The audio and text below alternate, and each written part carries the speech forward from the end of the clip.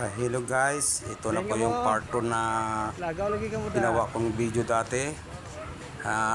Tinulungan ko si Nanay Lydia. Nga pinapapuntahan ko sa kapatid ko dahil mayroong tumulong na galing Doha, Qatar. Si Anthony Intention. Nakabot po siya ng pira, pinadala sa akin. Kaya yung mga kapatid ko lang at saka hipag ko, yun lang sila inutusan ko na pumunta doon kasi dito na ako ngayon sa Maynila. Alanganin naman po na ako papunta. Sabi ko, wala naman akong pamasahe na balik doon sa Mindanao. Kaya sila lang po, mabuti nga, pumayag naman yung hipag ko, kapatid ko. Inabot ko lang sa kanila. Kaya ito, napapunta ko sa sila. Nadadala na ng ulit ng tulong doon si Nanay Lydia. Ito po yung mga kapatid ko. Litlet, si Toto, si Michael. Hipag ko po si Juan. Si Bods, Buding. Litlet. Mabuti pumayag sila, kaya sabi ko kayo na lang pupunta kasi malayo naman ako. Sige, ito pinapaabot ko sa kanila kay Nanay Lydia. Nagpaabot po si Anthony Intention galing Qatar. 4,000, sabi ko bibili na lang ninyong bigas, saka ulam at saka anong pangkailangan ng matanda, sabi ko. Yan lang. Binili na ng yung may natira siguro ata. Sa mga 2,000 na lang, 2,000 na binili nila. Sabi ko, sige, basta matulungan na natin si Nanay Lydia. Ayan po, mga kapatid ko. Ayan, kapatid ko po yan.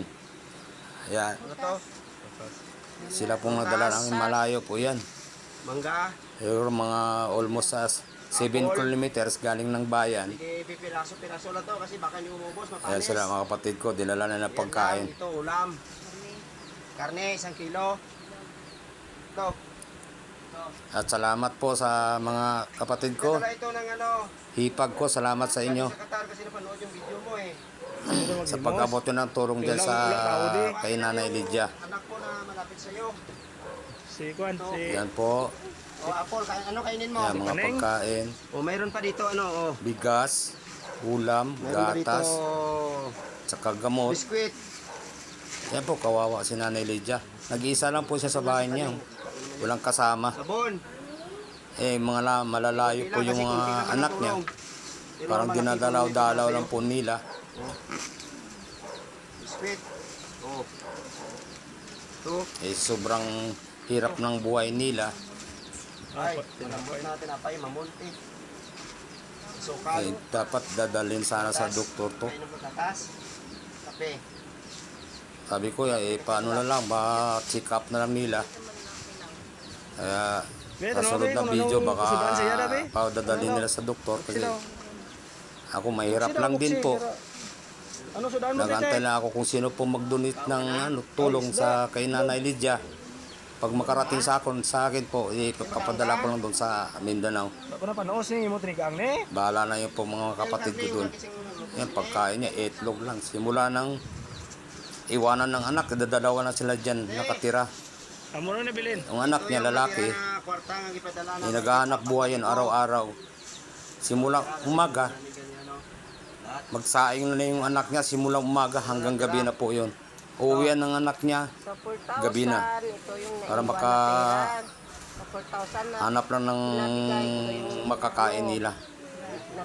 Kaya kung sino pong mga matatabang puso dyan na gustong tumulong sa kay Nanay Lydia, may pangbili siya ng ulam ulit. Thanks sa nagbigay. magka-chat na po sa akin. Nandyan po sa messenger ko.